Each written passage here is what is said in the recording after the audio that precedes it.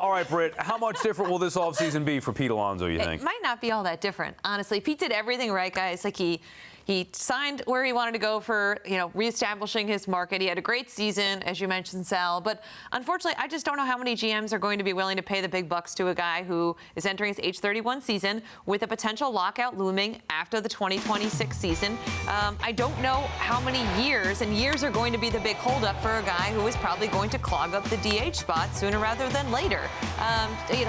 Maybe 5 years. I think most front offices would be more comfortable with the 4-year mark. Maybe that 25 to 28 million is probably where I would go. But this could unfortunately be a long waiting game again for Pete. I think Scott Boras waited too long, and that was kind of the big knock on him last time. I hope that that's not the case again. But this is Pete's last chance to get a really good deal in terms of years, in terms of this could probably be the last deal that he's ever going to sign. And I think he's going to hold out and try to get exactly what he's looking for. That just might not be there. Major difference from last offseason. There is some leverage with Pete Alonso. I thought he had no leverage last offseason, but you might see the Boston Red Sox or the Seattle Mariners, some team that wants a first baseman, a righty-hitting, slugging first baseman, and they'll lock him up. What I don't see, how is he getting a 5 or 6 year deal? I don't see any right-minded executive saying, Pete Alonso, other side of 30, slugger, doesn't defend well. Let's give him a 6 or 7 year contract. That doesn't make a lot of sense to me. So that's where he loses a little bit of leverage, which means he could wind right back up with the Mets. Yeah, I mean, look, at the right price, I think it's a fair deal for the Mets, and also with the understanding that he's got to eventually be a DH. I'd rather have that sooner than later. Fascinated to find out what the market's going to be for Pete Alonso. Laura, do you think Alex Bregman can be an alternative for the Mets in the event that Alonso leaves? I mean, I do think he can be an alternative. I just feel like it's an incomplete solution to what the Mets need.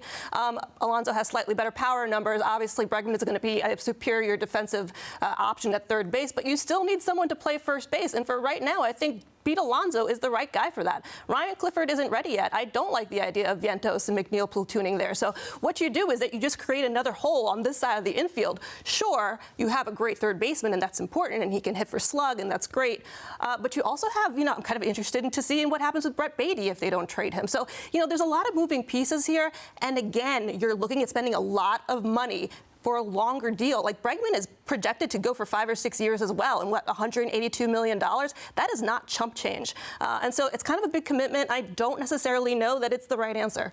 I'd give Bregman the money over Alonso, though, wow, for a lot of reasons. And one of them is he's the leader that the Mets need. You talk to the Red Sox. He was only there for a year, about how he impacted the young players, how much time he spent talking to all these guys, just the winning mentality he brings from Houston. This is a guy who they had to install like 24/7 access at LSU batting cages because he just wouldn't stop hitting. So this is a guy who I think you want on your team. This is a guy that even when his on-field performance starts to decline, he can do so much more for you that I would give him that money and worry about where he's going to play or where everything else is going to fit in later. For me, he is worth the money. He's a perfect fit, but I would not make it either or. Mets should dole out the checkbook, Alonso and Bregman. If it's just Bregman, I think you're taking too much of a hit from a power production standpoint and a production standpoint in general. Bregman, his value goes beyond the stats. It goes beyond that. It's all the way into the clubhouse. He'll stabilize the Mets clubhouse, but you still need that production from Alonso. You like playing checkbook baseball. I do. I like it as well. So, exactly. Who cares?